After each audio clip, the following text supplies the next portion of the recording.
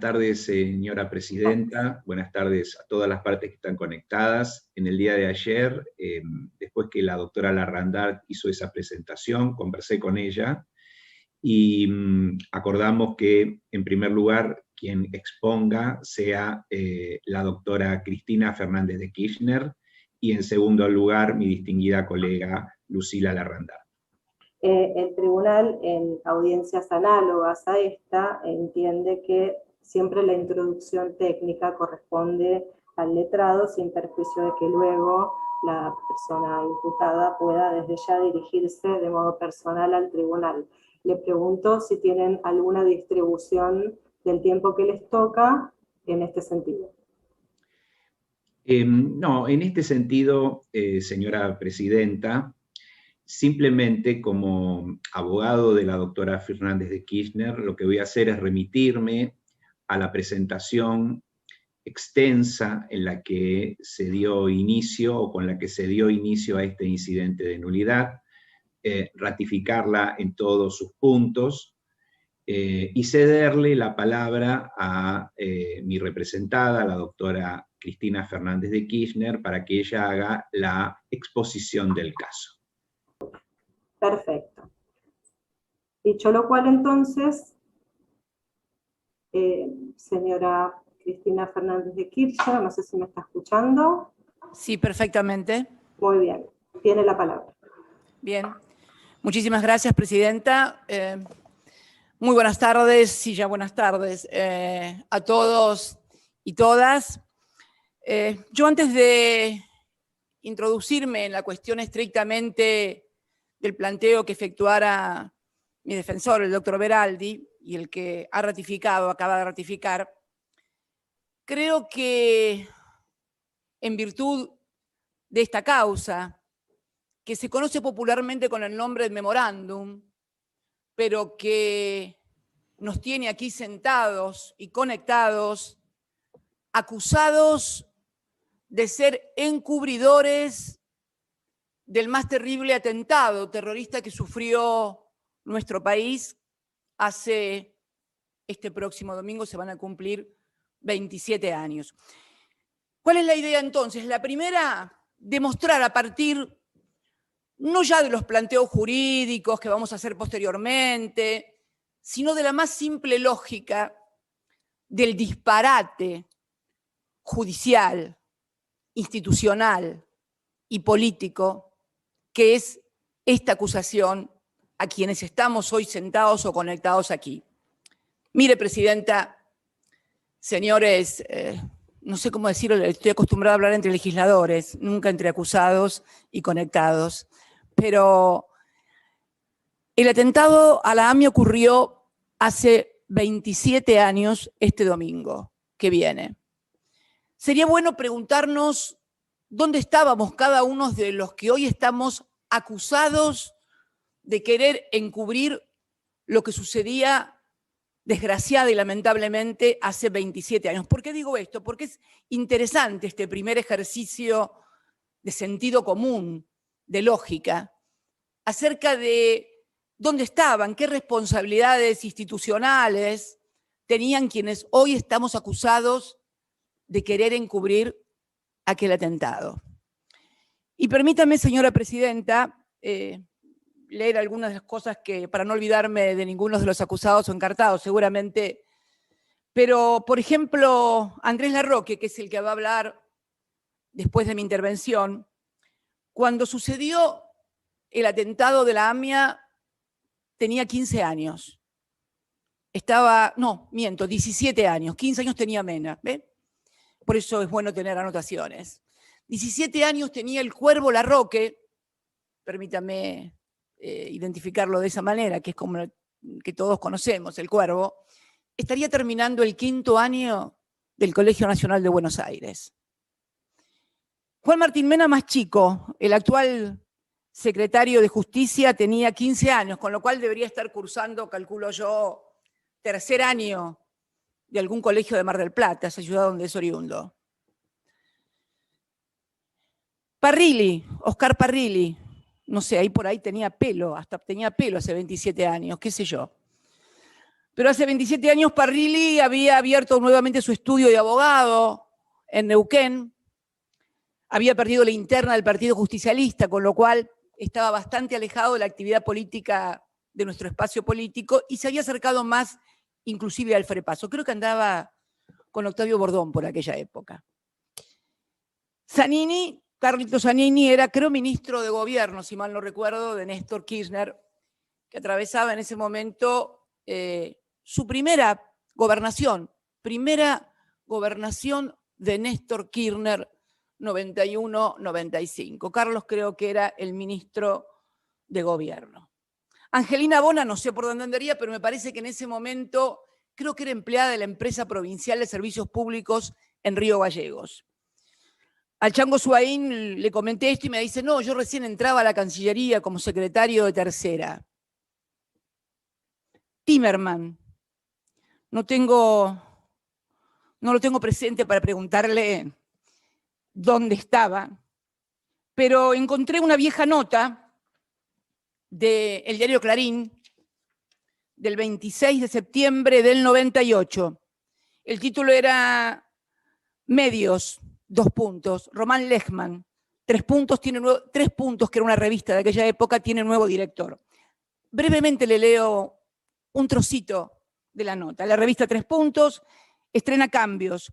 Su director, hasta el día de ayer, Héctor Timerman, decidió retirarse y nombrar al frente al periodista Román Lechman, que desde hace 2 meses se desempeñaba como su asesor. Timerman, sin embargo, seguirá presidiendo la sociedad anónima que publica la revista, porque sigue diciendo que se quería dedicar a la radio y continuará publicando las cartas de su padre, Jacobo Timerman. Yo ni lo conocía, la única mención que podía hacerme alguien de Timerman allá por el 94, cuando estalló la AMIA, era la de su padre. Yo había conocido a su padre y no lo había tampoco conocido personalmente, sino simplemente como director de aquel memorable diario que fue La Opinión, que marcó toda una época en el periodismo argentino. ¿Y dónde estaba yo? Yo estaba sentada en una banca en la provincia de Santa Cruz, era legisladora provincial. Como usted verá, no teníamos ningún contacto. O sea, ¿por qué es importante esto? Porque dicen los que investigan los crímenes, los que investigan ilícitos, que los encubridores normalmente son los que tienen intereses o conexiones con los autores materiales o con los autores ideológicos, o que tal vez teniendo responsabilidades institucionales en materia de seguridad, de inteligencia, en ese momento, tratan después de borrar la responsabilidad que tuvieron o que no ejercieron para prevenir semejante atentado. Esto solo debería conducirnos a comprender la magnitud de lo que sucedió con esta causa, con la que recién tomo contacto, fíjese, señora presidenta, en el año 96. ¿Y por qué? Porque en el año 95 la provincia de Santa Cruz me designa como senadora de la misma, en representación en el Senado de la Nación, y cuando ingreso como senadora, juro como senadora un 10 de diciembre de 1995, al año siguiente, en el 96, se designa una comisión bicameral, se aprueba por ley, una comisión bicameral de seguimiento a la investigación de los atentados de la Embajada de Israel y de AMIA. Había mucha disconformidad con todo lo que estaba pasando, no se sabía quiénes eran los responsables. Y es así como tomo contacto por primera vez siendo miembro de esa comisión bicameral. Esa comisión bicameral funcionó hasta el año 2001 aproximadamente. Estaba integrada por muchos diputados y senadores, pero realmente los que trabajamos durante todos esos años fuimos muy poquitos, éramos 5, si mal no recuerdo. Quien era su presidente, el gringo Soria, que es el papá del actual ministro de Justicia, de Martín. Juan Pablo Cafiero, Juanpi Cafiero, que es el papá del actual jefe de gabinete, pero que en ese momento estaba en el Frepaso, se había ido del peronismo Juan Pablo, y era legislador por el Frepaso. Marcelo Stubrin por la UCR y Melchor Cruchaga también por la UCR, que ya falleció, un gran dirigente, un gran ser humano, Melchor Cruchaga. Bueno, conformamos esa comisión que tenía contacto permanente con el entonces juez de la causa, Juan José Galeano, hemos ido a los organismos de inteligencia. Al cabo de un tiempo, la investigación comienza o a complicarse, o a no avanzar, o a tener diferencias, y se comienzan a publicar informes. El último informe se publica en el año 2001. Yo ya tenía una posición sumamente crítica respecto del curso de la investigación que desarrollaba el entonces juez federal Juan José Galeano. Muy crítica, lo que me valió enfrentamientos en el seno de la comisión, porque yo veía que no íbamos a ninguna parte, y sobre todo porque me daba cuenta que la AMIA se había convertido en un teatro de operaciones de la política interna y de la política internacional. Y produje un informe, el último informe de la comisión, creo que es la del 2001, produjo un informe en disidencia, manifestando todo lo que yo pensaba acerca de esa investigación, que no iba a conducir a conocer la verdad, que era lo que los familiares, yo hablaba mucho con los familiares en la comisión de la AMIA, tuve muchas reuniones con Diana Malamud, con Laura Ginsberg, que en ese momento eran parte de Memoria Activa, luego, bueno, surgieron diferentes organizaciones en el seno de los familiares, y realmente en el año 2001 fue el último informe que produjimos, en el cual me manifesté que yo decía que estaba haciendo algo como para encubrir la verdad, como para no conocer la verdad, tener un juicio, armar un juicio, si mal no recuerdo, dije y firmé, armar un juicio y no conocer la verdad, que es lo que todos seguimos queriendo saber, la verdad sobre el tema de la AMIA. Bien, esta no es la primera vez tampoco que estoy en un tribunal oral, porque por el tema de la AMIA. Me tocó declarar como testigo en el tribunal número 3 en el año 2003, diciembre del 2003, hacía pocos meses que Néstor había asumido como presidente de la Nación y yo era senadora, y fui a declarar como testigo precisamente.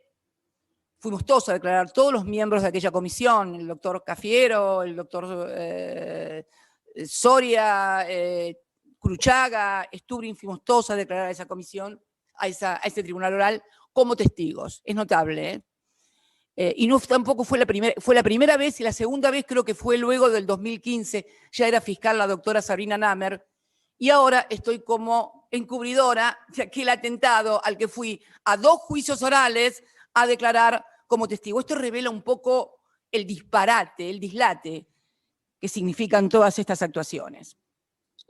En aquel tribunal oral número 3, que finalmente declara nulo todo lo actuado y comienza el enjuiciamiento contra el juez Galeano por encubrimiento, en aquella oportunidad, en una audiencia, dije que la causa de la AMIA lamentablemente se había convertido en un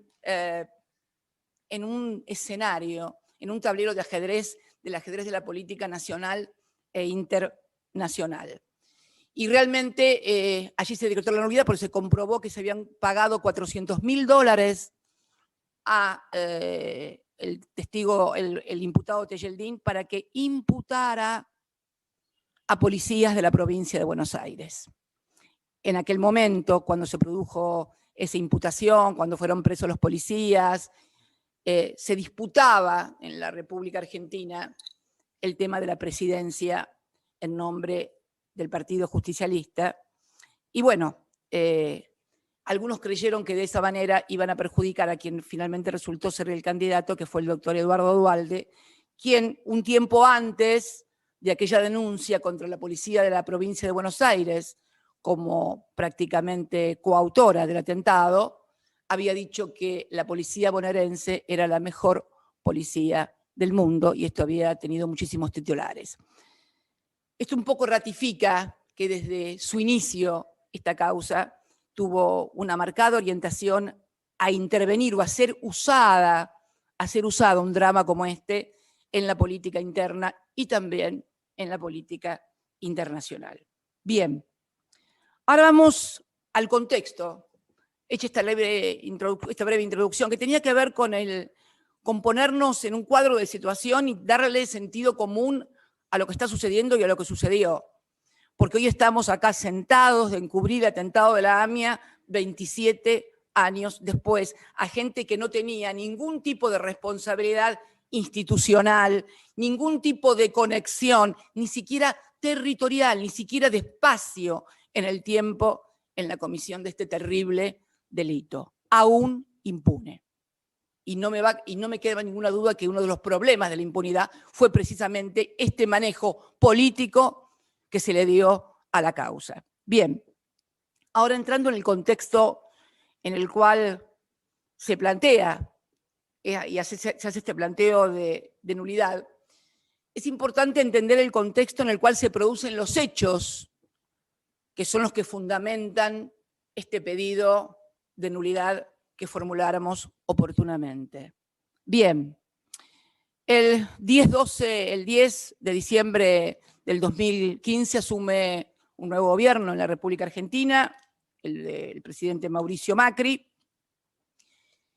y desde los primeros días de su gestión comienzan a producirse hechos institucionales de gravedad inusitada que tienen una clara orientación a tomar el control por parte del Ejecutivo del Poder Judicial para usarlo como instrumento de persecución a sus opositores políticos. A los 4 días, el 14 de diciembre, el Poder Ejecutivo dicta el decreto número 83, por el cual nombra por decreto a 2 miembros de la Corte. Sí, se intenta nombrar por decreto a 2 miembros de la Corte. Y una de las personas que interviene en esta operación es el doctor Rodríguez Simón, más conocido popularmente como Pepín, y que se encuentra hoy prófugo en la República Oriental del Uruguay.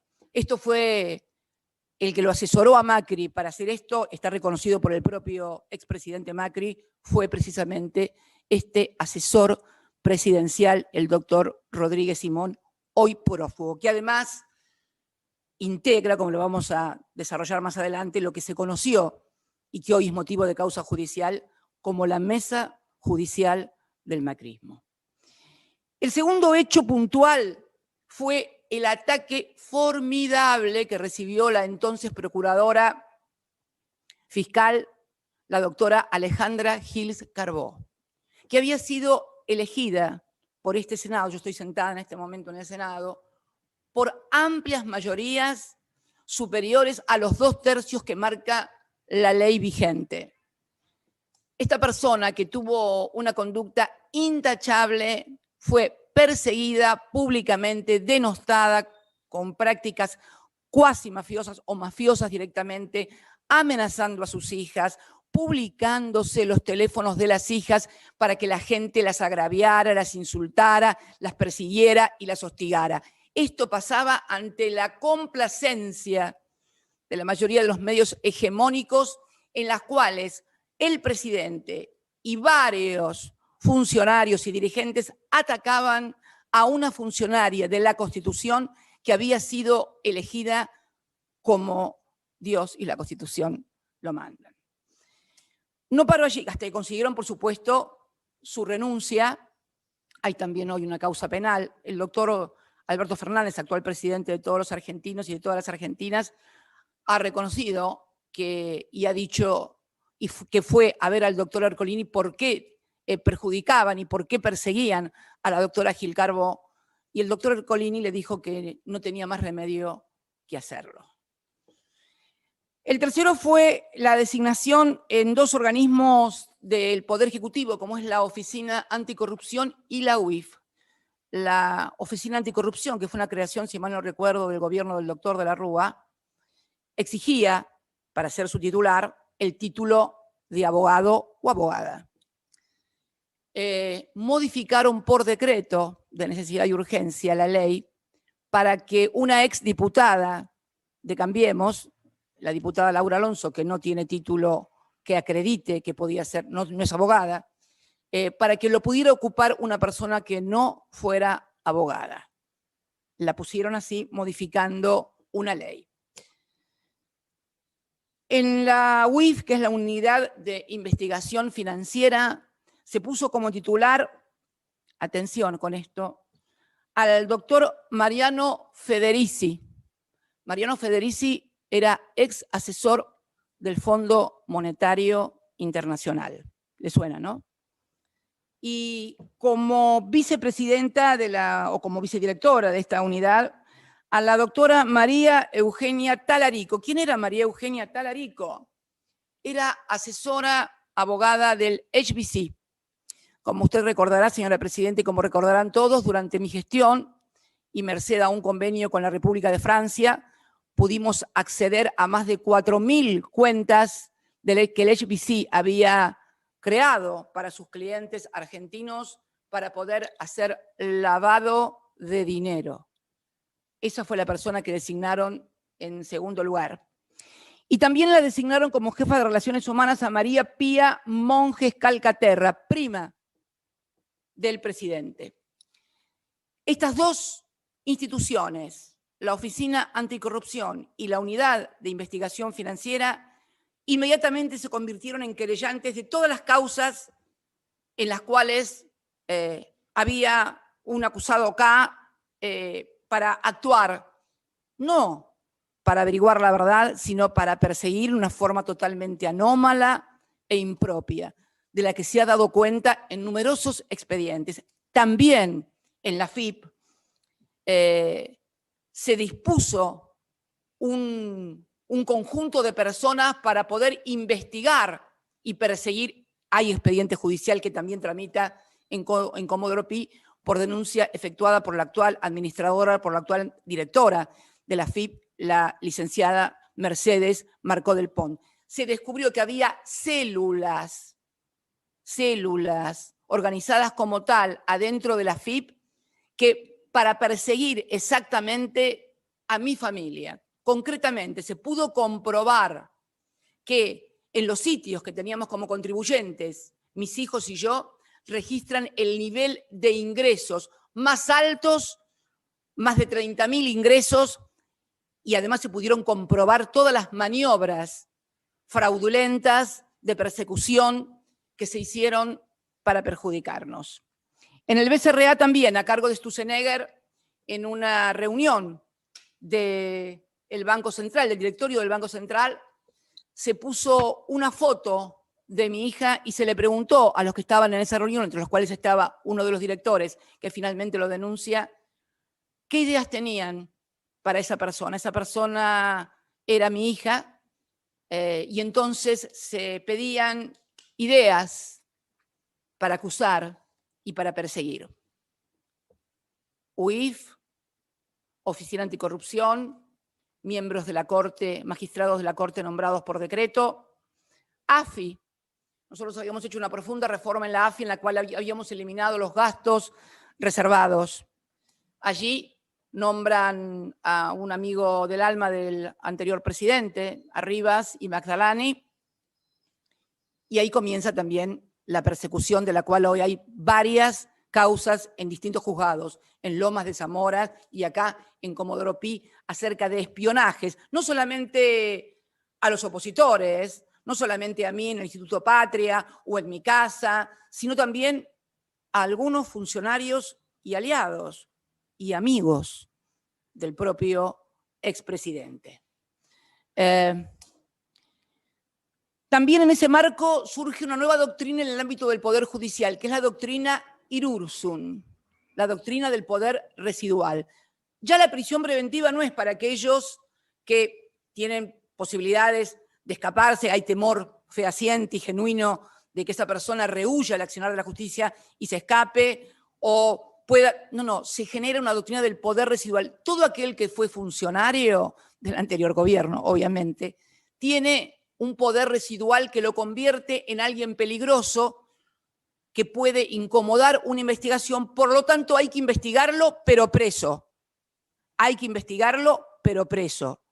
Esto de la presunción de inocencia salta por los aires, vuela, estalla en 1000 pedazos en la República Argentina a partir de la instalación de la doctrina Irurzun.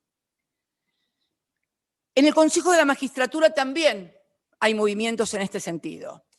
Se apropian de una silla del Consejo de la Magistratura que correspondía a la oposición y la ocupa el diputado Tonelli en nombre del oficialismo cuando le correspondía a la oposición. En aquella famosa sesión en la cual se produce esto, inclusive el presidente felicita al entonces representante del Poder Ejecutivo, Juan Bautista Maíquez, hoy fiscal general acá en Cava, en la Ciudad de Buenos Aires, en el gobierno de la Ciudad de Buenos Aires, lo felicita por la maniobra de poder haber desplazado del lugar que le correspondía a la oposición y haberse apoderado de un sillón del Consejo de la Magistratura. También participan en los traslados de Bruglia y Bertuzzi, que ya creo que de tal no requiere mayores explicaciones. Hoy está haciéndose el concurso para que sean reemplazados ambos funcionarios. Se ponen a dedo jueces, violentando todas las garantías constitucionales del juez natural, jueces que luego convalidan todas y cada una de las tropelías que determinados jueces, no todos, determinados jueces hacen en la primera instancia de Comodoro Pi. Es más, en esta causa, antes de este tribunal, señora presidenta, que usted hoy preside, se intentó poner un tribunal oral a dedo, el número 9. Ya no solamente no teníamos jueces naturales en primera instancia, no teníamos jueces naturales en segunda instancia de apelación, sino que además en el tribunal oral tampoco íbamos a tener jueces naturales, íbamos a tener jueces ad hoc. Esto, afortunadamente, fue abortado por la Corte en una acordada que fue la acordada 418 frente a lo que iba a constituir, sin dudas, uno de los mayores escándalos judiciales de los que se tenga memoria, como lo es también hoy este. Y la otra cuestión fue la mesa judicial. Se naturalizó en la República Argentina que existía una mesa judicial. ¿Y por qué digo que se naturalizó? Porque uno lo veía, lo miraba en los noticieros, lo leía en blanco y negro en las páginas de los diarios, en los portales. Se reunió la mesa judicial y de allí salían las decisiones y las órdenes para el Poder Judicial.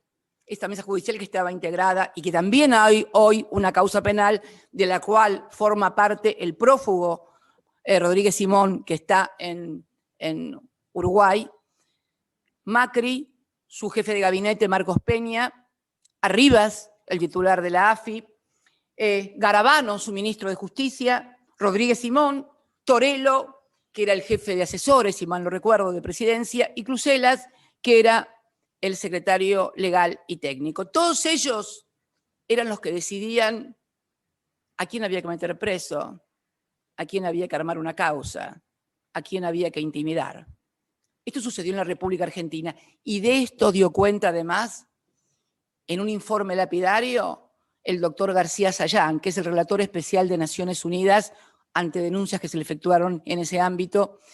El doctor García Sayán hace un informe como relator en materia de independencia de abogados y magistrados de Naciones Unidas, lapidario respecto de cómo estaba funcionando el Poder Judicial en la República Argentina. Bien, en este contexto que acabo de describir, institucional, en el cual se prepara al Estado para que en lugar de perseguir el bien común, la verdad, la justicia, el bienestar, sirva como un instrumento de persecución para un determinado sector de la política, que por supuesto era yo su cabeza. Así se dan las causas en las cuales se inician. Dólar Futuro, que bueno, también tuvimos una audiencia en la cual... porque además, perdón, algo que son tantas las cosas que han hecho, que uno se va olvidando. Yo creo que la memoria debe tener algún sistema de autoprotección que tapa las cosas que han sido tan feas y tan malas para poder resistir y para poder seguir viviendo. De eso se trata, ¿no? En todas las causas mías de primera instancia, yo tengo jueces de atracción. Surgió una nueva figura. Así como hay fuero de atracción en materia de sucesiones, así como hay fuero de atracción en materia de quiebras, bueno, Cristina Fernández de Kirchner inaugura una nueva figura jurídica en la República Argentina, jueces de atracción. Los únicos 2 jueces que me tocaban en Comodoro Pi eran Ercolini y Bonadío. Podía sortearse lo que se sorteara, podía hacerse de la manera que se hiciera. Siempre eran esos 2 jueces. Y además, los 2 jueces que siempre intervenían, salvo en una causa, en todas las demás, en casación, eran Hornos y Borinsky. ¿Se entiende, no? En primera instancia, Ercolini y Bonadío. Si se escapaba algo en algún tribunal oral o cualquier cosa, estaban en casación Hornos y Borinsky esperándome, bueno, para darme lo que según ellos debería ser mi merecido, ¿no? Esto es lo que sucedió en la República Argentina en las causas en las cuales yo estoy acusada. Dólar Futuro. Intervino en plena campaña electoral una denuncia de 2 dirigentes de la oposición, de Pinedo, si mal no recuerdo, y Mario Negri, que hacen una denuncia diciendo de que el Banco Central estaba vendiéndole dólares baratos a los amigos, quienes nuestros, míos, de Kicillof, de Vanoli. Bueno, cuando todo se dilucidó, resulta que los que se habían llevado los dólares no eran mis amigos ni mis funcionarios, sino los funcionarios de Macri y los amigos de Macri. Finalmente la causa, como no podía ser de otro modo, se declaró que no había causa, porque además hicieron pericias, no había habido perjuicio, el Banco Central había ganado en su balance, etcétera, etcétera. La segunda causa, vialidad, en la cual Ercolini, Borinsky y Hornos arriba, Ercolini ya se había excusado en esas mismas obras, con esos mismos denunciantes, se había declarado incompetente en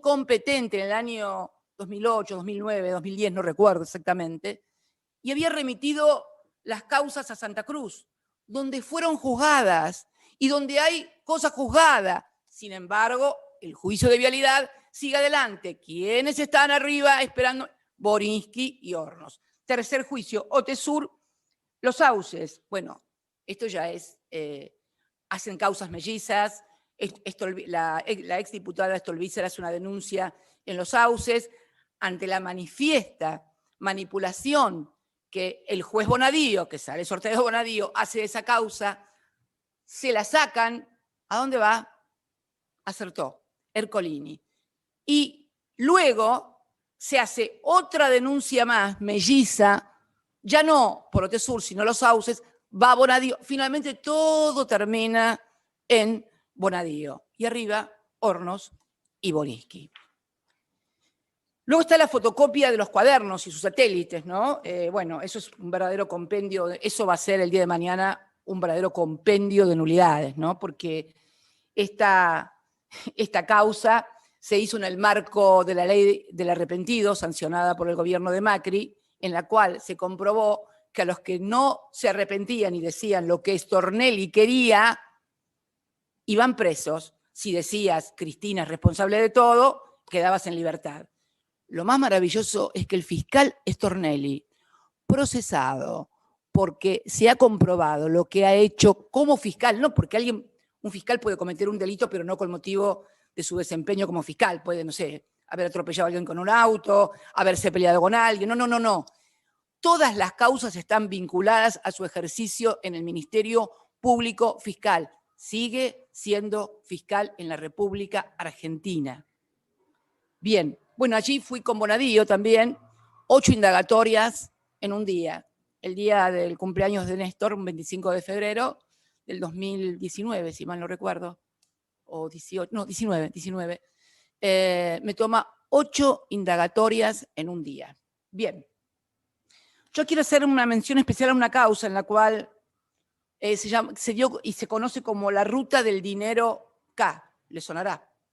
Lo curioso es que en esta ruta del dinero K no hay absolutamente nadie involucrado de la familia Kirchner. Es más, cuando al juez de la causa, al doctor Casanelo, lo obligaron a tomarme indagatoria, lo obligó la Cámara, presidida por Irurzun, a tomarme indagatoria. El juez decía que no podía tomarme indagatoria porque no tenía ningún elemento para poder indagarme, para poder mínimamente imputarme. Lo obligaron a tomarme indagatoria. Obviamente me tomó indagatoria y dictó la falta de mérito. Es la única falta de mérito que tengo en una indagatoria. Pero aquí también, en la ruta del dinero, acá está Boninsky y Hornos. ¿Pero por qué menciono esta causa particularmente? Porque en esta causa se desató una denuncia tremenda de que yo había recibido en Olivos, siendo presidenta de la República, ya se estaba tramitando la causa, había recibido al doctor Casanello, el juez que investigaba. Sí, que yo me había reunido con Casanello en Olivos. Y la verdad que yo a Casanello lo conocí el día que fui a prestar declaración indagatoria. Pero lo cierto es que presentaron testigos, llamaron a secretarios míos a declarar, llamaron, creo, si mal no recuerdo, al doctor Guado de Pedro, hoy ministro del Interior, también a declarar. Esto con órdenes, por supuesto, también de la Cámara presidida por el doctor Irursun. Está claro, y la casación también ratificó estas cosas, está claro que quienes hacían esto estaban considerando que la entrevista, una reunión de un presidente con un juez a cargo de una investigación en la cual pueda tener algún interés, es un ilícito. Yo no recuerdo cuántos titulares de diarios tipo catástrofe acerca de mis reuniones con Casanello en Olivos. Bueno, hoy los dos testigos los dos falsos testigos están condenados por perjurio, por falso testimonio. Nunca Casanello fue a Olivos, siendo yo presidenta, nunca, jamás. No sé si después habrá ido, pero siendo yo presidenta, nunca. Bien, este es el marco en el cual se desarrolla y viene el tema de la causa memorándum, que es lo que me interesa y lo que nos ocupa hoy también acá, el tema memorándum. En el tema memorándum, el 14 de enero del 2015, el doctor Nisman, que era Alberto Natalio Nisman, que era el titular de la UFI AMIA, la Unidad Fiscal AMIA, que había sido designado por el presidente Néstor Kirchner, nos acusó al entonces canciller Héctor Timerman y a mí, entonces presidenta de la República Argentina, de haber firmado el memorándum de entendimiento con la República Islámica de Irán para encubrir a los autores del atentado y levantar las alertas rojas, levantando las alertas rojas. Este acuerdo, que había sido firmado por enero, si mal no recuerdo, del 2013, tenía un único objetivo: lograr que los acusados de haber sido los autores ideológicos del atentado contra la Mutual israelita pudieran ser indagados por el juez, porque sin indagatoria no había posibilidades de procesamiento y mucho menos de juicio. Esto fue el motivo por el cual se firmó un acuerdo que además pasó por el Congreso, fue aprobado por ambas cámaras, pero que además jamás entró en vigencia. ¿Por qué no entró en vigencia? Simple, porque la República Islámica de Irán, que según el fiscal Nisman era la favorecida porque podía levantar las alertas rojas con la firma de ese memorándum, jamás su parlamento aprobó ese memorándum, que nunca entró en vigencias. Esta denuncia del doctor Nisman cayó en el juzgado del doctor Rafecas, que el 26 de febrero del 2015 sacó un fallo, diríamos, ejemplar, más que ejemplar, ajustado a derecho. Yo no creo en esos fallos ejemplares. Los fallos son ajustados a derecho o no ajustados a derecho. Podrá haber mayor verba, mayor lucimiento doctrinario, jurisprudencial, mayor o mejor pluma. En todo caso, será casi un halago literario, pero jurídicamente no hay posibilidades de hacer un fallo ejemplar. El fallo es ajustado a derecho o no es ajustado a derecho, sobre todo en materia penal, sobre todo en materia penal. Bien, este fallo fue, desestimando la denuncia por inexistencia de delito, fue confirmado por la Cámara. Esto sucedía en el año 2015.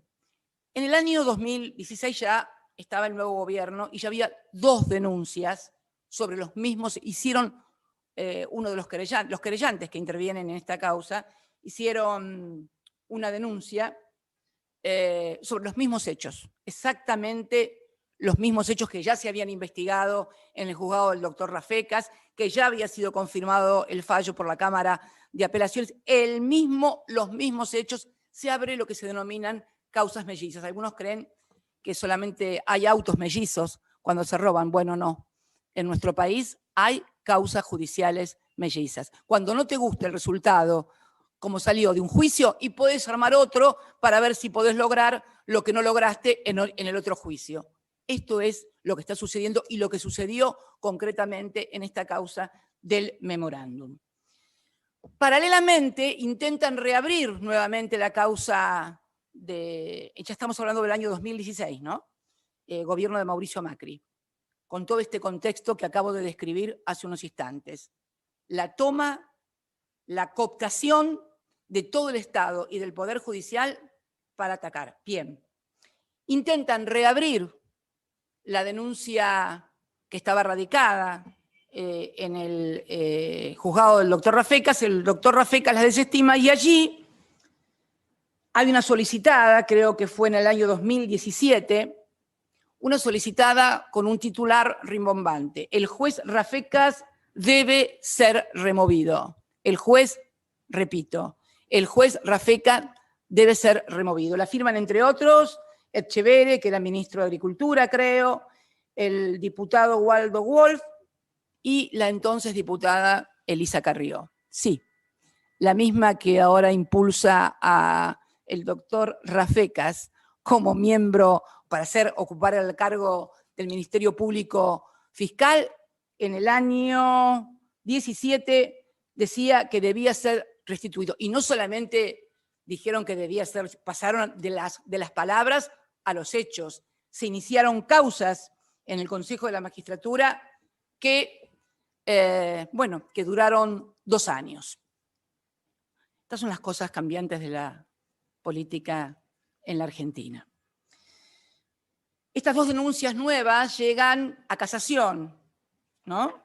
Y en casación caen sala 1 y sala 2, y en las 2 salas, Hornos y Boriski, en la 1 y en la 4, en la sala 4 y en la sala 1 de casación, en las 2 salas. Pero no es esto lo más terrible de todo. Llegan a su conocimiento y se declaran competentes. ¿Y saben qué?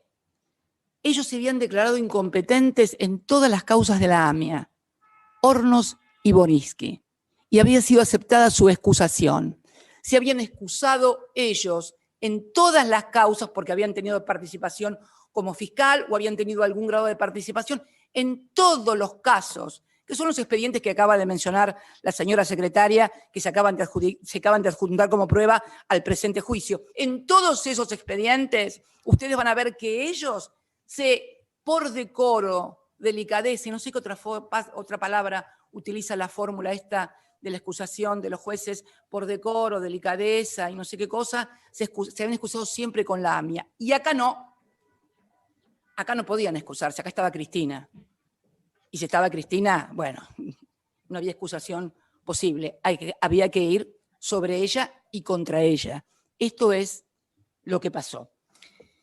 Y en un escándalo sin precedentes, en las 2 denuncias que se habían hecho, en una rechazan la excepción, en el sentido que ya se había juzgado, y en el otro abren la causa de Rafecas. El 29 de noviembre del año 16, en un fallo absolutamente escandaloso, resucitan, creo que es bíblico casi, resucitaron una causa que estaba fenecida, que estaba acabada, la resucitaron. La resucitaron y al otro día, porque esto es lo que llama más la atención, yo creo que es la sensación de impunidad lo que produce estas cosas. Al otro día, que es el 30 de noviembre, el presidente Macri, en una radio de Mendoza, les recomiendo, por favor, si pueden encontrar el audio, escúchenlo, vale la pena, felicita con nombre y apellido a Hornos y Borinsky por el fallo donde resucitaron la causa contra Cristina Fernández de Kirchner. Y critica a otra camarista que había sido crítica con sus dos colegas porque decía que no podían intervenir, que no tenían competencia. Así como se escucha. No se puede creer, pero hay que escuchar el audio al otro día felicitando a dos jueces que sacan un fallo a medida del gobierno. Bien, retoma y va a Bonadío nuevamente, y ahí Ana Bonadío tenía la mesa servida, confirmado en casación, y empieza otra vez la cacería.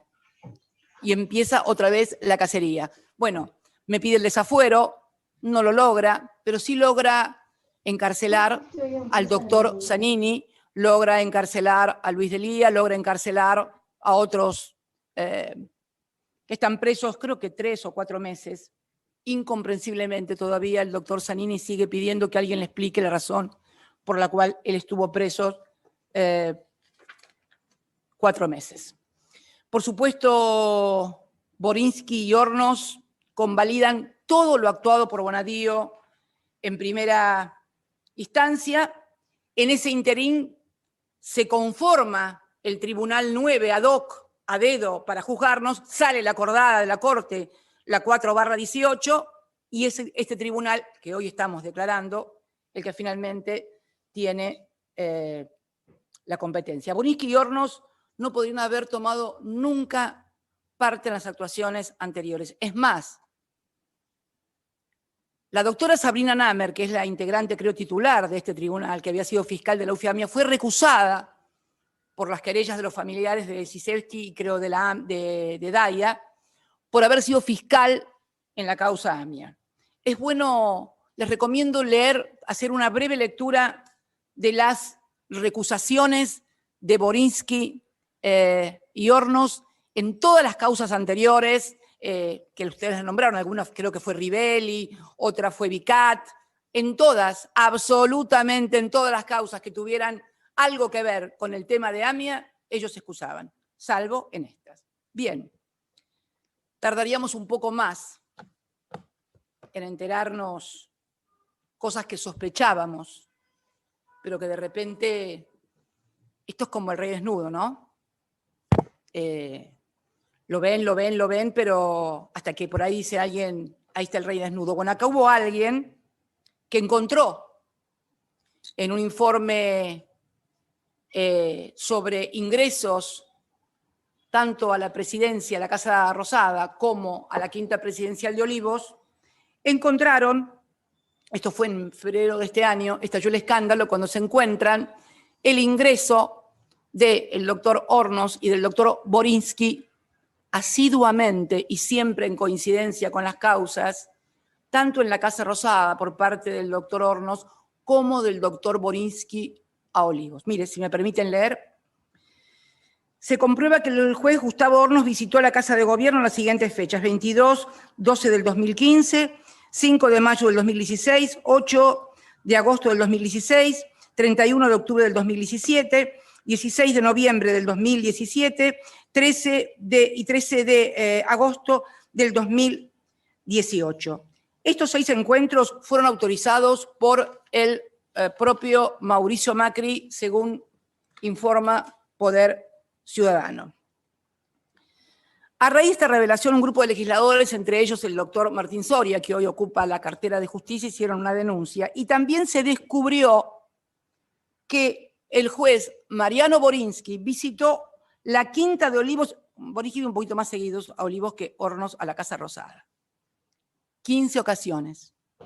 En las siguientes fechas: 11 de agosto del 2016, 24 de agosto del 2016, 7 de septiembre del 2016, 15 de septiembre del 2016, 6 de octubre del 2016, 23 de diciembre del 2016, 16 de marzo del 2017, 21 de diciembre del 2017, 2 de agosto del 2018, 12 de septiembre del 2018, 14 de febrero, ahí cerca de mi cumpleaños, del 2019, 20 de junio del 2019, 15 de agosto del 2019, 4 de septiembre del 2019 y 23 de septiembre del 2019.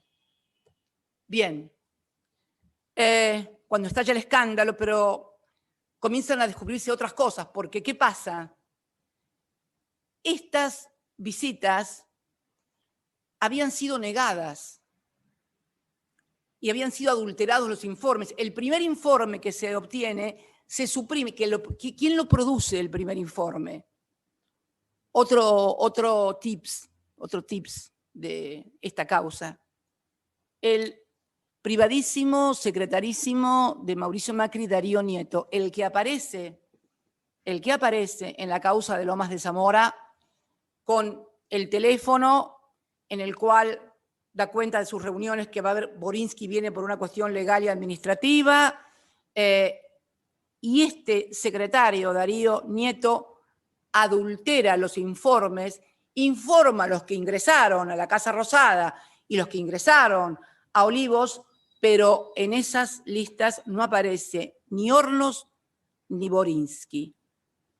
Bueno, a confesión de parte, relevo de prueba, porque si, como dicen ellos, fueron a charlar de cosas que no tenían nada que ver, no se entiende por qué razón no se informó y se suprimió expresamente de la lista de visitantes de la Rosada y de Olivos a quienes eran los jueces. Está claro, está todo muy claro, me parece a mí, señora presidenta. Y es más, cuando algunos de nuestros abogados intentaron una prueba en estos expedientes que demostrara que Hornos había ido a la Casa Rosada, fue denegada por el propio Hornos. ¿Se entiende lo que estoy diciendo? Le pido una prueba al juez, no importa cómo se llame, le pido una prueba al juez para que ese juez me diga si él estuvo en esa parte y el juez me la deniega y hacia mi derecho de defensa, de no considerarlo un juez imparcial, de no ser el juez natural.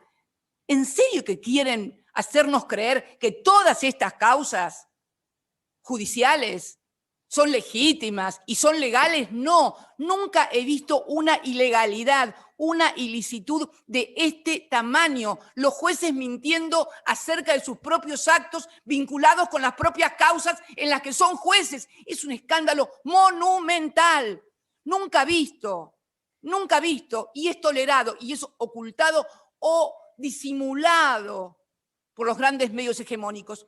El otro día, una cosa que me sorprendió, un tiro para el lado de la justicia, voy a decir, en un programa de televisión, de un canal de TN, voy a decir, donde siempre hacemos nosotros las cosas mal y la oposición las cosas bien, fue el expresidente Mauricio Macri. Y dos periodistas le preguntaron acerca de esta cuestión. Y dice, bueno, no, pero Borinsky, no sé, pero ¿y usted qué diría si se entera que el juez de la quiebra del Correo va a jugar al tenis con Alberto Fernández? Bueno, creo que todos deben haber visto ese video que circuló en todas las redes y que marca la cara de esperpento, ¿no?, frente a lo que es una obviedad. Esto pasó en la República Argentina durante los 4 años del gobierno de Mauricio Macri y de Juntos por el Cambio. Si hacían estas cosas mientras hablaban de la independencia del Poder Judicial. Yo los invito a recorrer los discursos de la independencia del Poder Judicial, guiados por el propio Macri. Iba a jugar al tenis con Borinsky. Ustedes saben que, bueno, hay un montón en el escrito que presentó el doctor Beraldi, hay jurisprudencia, hay doctrina, eso lo define muy bien Beraldi cuando dice, bueno, supongamos que tienen razón, que no hablaban de ninguna de las causas, supongamos que no pasó nada de eso. Igualmente es nulo porque hay temor fundado de que no hay imparcialidad al juzgar la conducta de los encartados. Mire, de todas las cosas que escribió Beraldi, que es un excelente penalista, de la doctrina, de la jurisprudencia, yo elegí algo de parece que es un penalista muy famoso, el profesor Klaus Roxin. Es un profesor alemán y dice, el profesor Klaus Roxin, al efectuar una reseña sobre la jurisprudencia del Tribunal Federal de Justicia de Alemania, estamos hablando de un doctrinario alemán en el derecho alemán y en el sistema judicial alemán.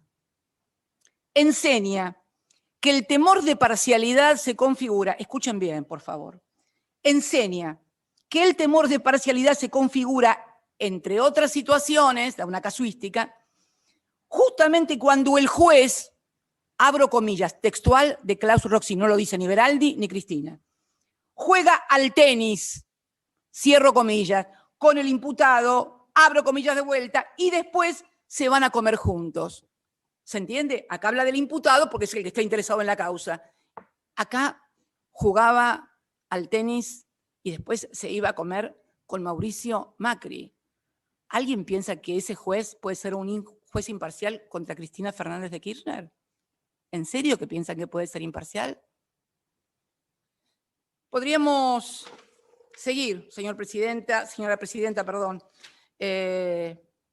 Pero la verdad que hubo una nota también publicada en el Cohete a la Luna, en un portal del Cohete a la Luna, donde también habla de, porque parece ser que este señor Borinsky, este doctor Borinsky, es concuñado del doctor Rubinska, a quien tampoco conozco. Y el doctor Rubinska está casado con la hermana de la señora del doctor Borinsky, y este señor Rubinska, este abogado Rubinska, es también defensor de uno de los policías o de los agentes de inteligencia que están encartados en todo este tema de las causas de inteligencia, de espionaje que se hizo. Y normalmente Borinsky se excusaba, también por cuestiones de decoro y de delicadeza, en todos los expedientes en los cuales intervenía su concuñado, Rubinska. ¿Adivinen en cuál nos excusó? En la del espionaje de Lomas de Zamora, donde está defendiendo el doctor Rubinska a otro de los acusados de hacer espionaje ilegal. Apareció una nota muy interesante también en el Cohete a la Luna, en el portal del Cohete a la Luna, donde miembros de la comisión directiva de la antigua AMIA relatan cómo el doctor Bonis, que voy a leer porque quiero hacerlo textual, dicha publicación señala lo siguiente: el camarista Mariano Borinsky asesoró a la DAIA. La DAIA es una de las querellantes de esta causa, la que hoy no se encuentra presente. Una lástima. Siempre hay que escuchar a todos. Aunque uno no esté de acuerdo, hay que escuchar a todos. Yo, cuando me siento, escucho a todos. Lo que me gustan, lo que no me gustan, lo que estoy de acuerdo, lo que no estoy de acuerdo. Bien. Textual. El camarista Mariano Borinsky asesoró a la DAIA sobre el modo de conseguir la reapertura de la causa iniciada contra la expresidenta CFK por el fiscal general Natalio Alberto Nisman, que él mismo decidió junto con Gustavo Hornos como jueces de la Sala 1 de la Cámara Federal de Casación Penal, por lo que el habla popular llama juez y parte. Sus contactos fueron el secretario general y abogado de la DAIA, Santiago Kaplun, y su protesorero, Daniel Belinki. Así lo narraron al Cohete varios miembros de la comisión directiva que actuó en el periodo 2015-2018. Además, Kaplun es socio de quién, de Rubinska, casado con, no importa, no tengo por qué decir el apellido de la señora, ni tampoco, no tienen absolutamente nada que ver, no tengo por qué nombrarlas. Bien. Cuando uno, por eso, perdonen si estoy excedida con los 45 minutos, pero yo creo que ya termino. Cuando uno ve todo lo que pasó, todo lo que hicieron, me ponía a pensar antes de venir acá si realmente fue solamente para perseguir a los opositores políticos. Tanto disparate, tanta violación de todo, de los códigos, de forma, de fondo, de la Constitución, de los derechos, de las garantías, de todo. No les quedó nada por violar, nada. Todo únicamente para perseguir a los opositores. Todo esto solamente estigmatizar a los opositores, que es únicamente para hacerle a los opositores que no ganen las elecciones. No, no. Yo creo que también hubo otras cosas. Y lo veo, al cabo, uno mira con perspectiva y con retrospectiva también, ¿no? Y la verdad es que en aquellos años en que me tocó ser presidenta, sobre todo 2014 y 2015, nos habían declarado la guerra, los buitres, ¿se acuerdan? Los buitres que querían cobrar de la Argentina lo que finalmente cobraron. ¿Se acuerdan que también le decían a todos los argentinos que había que pagarles porque de esa manera, si les pagábamos, después iba a venir bonanza, iba a venir mucha inversión, que si nosotros le pagábamos a los buitres, iba a venir mucha inversión? Eso fue el discurso de batalla, y creo también entre eso, lo del memorándum, lo de Nisman, lo del dólar futuro y demás, todo creando el escenario para lo que vendría después, que no era solamente ganar una elección, no era ganar una elección. En aquel año 14 y en el 15, nosotros habíamos obtenido un triunfo resonante diplomático en Naciones Unidas con una labor impresionante de quien era nuestro canciller, de Héctor Timerman, que había logrado sacar por primera vez en la historia una legislación global de la ONU donde se establecía cómo se debía negociar la deuda soberana de los países. Gracias a aquello, ahora se requiere el 66%, y si el 66% de los que quieren reestructurar la deuda están de acuerdo, todos están obligados a aceptar esto, que fue lo que se aprovechó en esta última reestructuración que se hizo, lo que nosotros habíamos logrado con Héctor, con Axel, allá por el 2015. Pero mientras hacíamos esas cosas, los fondos buitres hacían campaña en todo el planeta. ¿Con qué hacían campaña en todo el planeta en los diarios? Con el memorándum de entendimiento con la República Islámica de Irán y con la AMIA. Esto, no sé si lo ven, esto era lo que se publicaba en los principales diarios europeos. Soy yo, con el entonces presidente de Irán, Ahmadinejad, como que teníamos un pacto con el diablo. Estas solicitadas las pagaba la Task Force Argentina, que era el grupo de choque de los fondos buitres para lograr doblarnos la mano. Me quisieron doblar la mano durante años para que les pagara cualquier cosa y me negué a pagarles cualquier cosa. Bueno, la historia ya la conocen, pero era esto, ¿no? Quiero que lo fijen muy bien, era esto. Entonces digo, no, claro, estoy memorándum por Irán no es solamente una persecución a los acreedores, tiene que ver con esto, con que le paguemos lo que querían a los fondos buitres, porque después que le pagábamos a los fondos buitres, todos decían que iba a venir la bonanza para la Argentina porque iba a venir muchos capitales de inversión. Pagábamos eso y venían, y pagaron, lograron el acuerdo, lograron sacar el candado que habíamos puesto para que no se pagara en forma distinta a lo que habíamos pagado a todos los que de buena fe habían aceptado la reestructuración de la Argentina en el año 2005 y en el año 2010, o sea, acreedores de buena fe que aceptaron lo que había pagado Argentina, seguíamos pagando toda la deuda que no era nuestra, fue toda la deuda defaulteada que recibimos en el año 2004, que recibió Néstor. Entonces, seguíamos pagando y era muy injusto que nosotros le pagáramos a un puñado que representaba solo el 7% de los acreedores, le pagáramos lo que ellos querían, que era una cosa que no podía ser. Y había una cláusula, además, que nos obligaba que si nosotros le pagábamos a ese 7% o a un 1% o a uno solo más de lo que le habíamos pagado al 92%, obviamente se nos podía caer el acuerdo, que era la famosa cláusula pari passu, si mal no me acuerdo, era la pari passu, la famosa pari passu. Bien, no lo hice. Me banqué lo que me banqué y no me doblaron el brazo, no les pagué lo que querían, porque era condenar a la Argentina a un endeudamiento monumental de la que la habíamos salvado, pagándole al Fondo Monetario Internacional Néstor en el año 2005, y yo siguiendo pagando todo lo que reestructuramos a partir de 2005 y del 2010, pagando todos los años. Por eso también afectamos las reservas del Banco Central para pagar la deuda, porque queríamos desendeudar al país, porque era la única forma de crecer, y estábamos creciendo, porque en el año 2015, y no son datos míos, son datos de Todesca, que era el jefe del INDEC de Macri, crecimos al 3, y pico % en el último 2015, como habíamos crecido también en el 2013. Entonces, primero terminar con el mito esto de que hace 10 años que nadie crece, no, mentiras. Pero ¿qué pasó entonces? ¿Qué pasó entonces después de que le pagaron a los fondos buitres que hacían esto con el memorándum de Irán. ¿Qué pasó? Pasó esto. Esta es la deuda argentina. Esto es, no sé si se alcanza a ver. Esto es cuando Néstor recibió el gobierno. En el año 2004 debíamos el 116% del Producto Bruto Interno. La Argentina debía un producto y cuarto más de lo que producía.